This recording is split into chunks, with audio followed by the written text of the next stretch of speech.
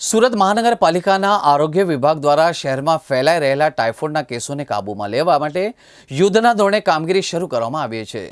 ગાંધીનગરમાં રોગચાળાની ગંભીર પરિસ્થિતિને જોતા ગાંધીનગરમાં મીટિંગ બાદ સુરત પાલિકા પણ એક્શન મોડમાં આવી છે અને ખાસ કરીને દૂષિત પાણી અને બિન આરોગ્યપ્રદ ખાદ્ય પદાર્થોને કારણે ફેલાતા ટાઇફોઇડને અટકાવવા માટે હવે ખાણીપીણીની લારીઓ, પાણીપુરીના વિક્રેતાઓ અને શેરડીના રસના વેચાણકર્તાઓ પર કડક તપાસની ડ્રાઈવ શરૂ કરવામાં આવશે.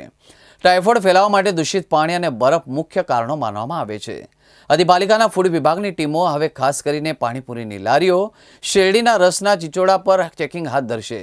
વેચાણકર્તા દ્વારા કેવા પ્રકારના પાણી, બરફનો ઉપયોગ કરવામાં આવે છે તેની ચકાસણી કરાશે. નિયમોનું ઉલ્લંઘન કરનારા અને અસ્વચ્છતા રાખનાર વિક્રેતાઓ સામે દંડની કાર્યવાહી આવશે. સુરત શહેરના સ્લમ વિસ્તારોમાં કે જ્યાં ડ્રેનેજ મિક્સિંગ કે ગંદકીની સમસ્યા વધુ હોય ત્યાં પાલિકા દ્વારા એક વિશેષ સર્વે કરવામાં આવી રહ્યું છે. લોકોમાં જાગૃતિ લાવવા માટે વ્યક્તિગત સ્વચ્છતા અને પાણી ઉકાળીને પીવા અંગે સમજ પણ આપવામાં આવી રહી છે.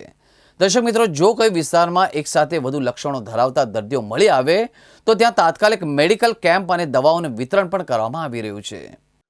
આપણે જાણીએ છીએ હમણાં છેલ્લા એક અઠવાડિયા 10 દિવસ પહેલા ઇન્દોર અને ત્યાર પછી 2-3 દિવસ પહેલા ગાંધીનગર ત્યાં આપણને પાણીજન્ય રોગચાળાના આઉટબ્રેક જોવા મળ્યા અને એના કારણે ગુજરાત સરકાર ખૂબ જ સેન્સિટિવ છે.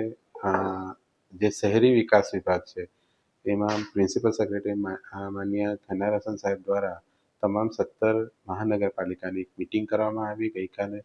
એની અંદર આવા કોઈ પણ જગ્યાએ ગંદુ પાણી આવે, કોન્ટામિનેશનની ફરિયાદ આવશે તો એ જગ્યા ઉપર તાત્કાલિક હાઇડ્રોલિક વિભાગની ટીમ દરેક નગરપાલિકાએ મોકલવાની છે અને ત્યાં લીકેજ દુરસ્તીની કામગીરી તાત્કાલિક કરવાની છે. સાથે સાથે ઓલ્ટરનેટ પાણીનો સપ્લાય આપવાનો છે અને એ ઉપરાંત વધારે પ્રમાણમાં સેમ્પલ લેવાના છે. એ ઉપરાંત સાથે સાથે આરોગ્ય વિભાગની પણ રેપિડ રિસ્પોન્સ ટીમે જવાનું છે.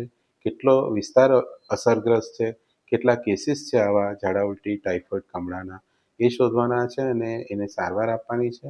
ઉપરાંત ઘરે ઘરે ORS આપવાના છે જેનાથી ડિહાઇડ્રેશનથી જે આપણને ઘટનાઓ થાય છે તે અટકાવી શકીએ.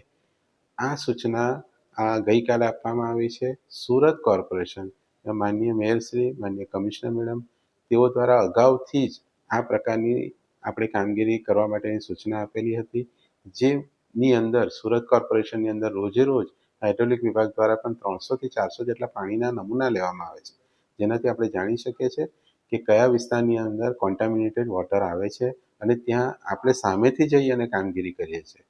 અને સાથે સાથે આરોગ્ય વિભાગ દ્વારા તમામ હોસ્પિટલ એટલે કે urban health centre, civil, SMIMER, Muskati hospital અને બીજા પ્રાઇવેટ હોસ્પિટલ એમાંથી આ રોગચાળાની માહિતી મેળવવામાં આવે છે અને એ જગ્યા ઉપર જઈ અને કોર્પોરેશનની રેપિડ રેસ્પોન્સ ટીમ દ્વારા બીજા કેસીસ છે કે નહીં અને બીજા શું કારણથી કેસ થયા છે એની તમામ કામગીરી હાથ ધરવામાં આવે છે.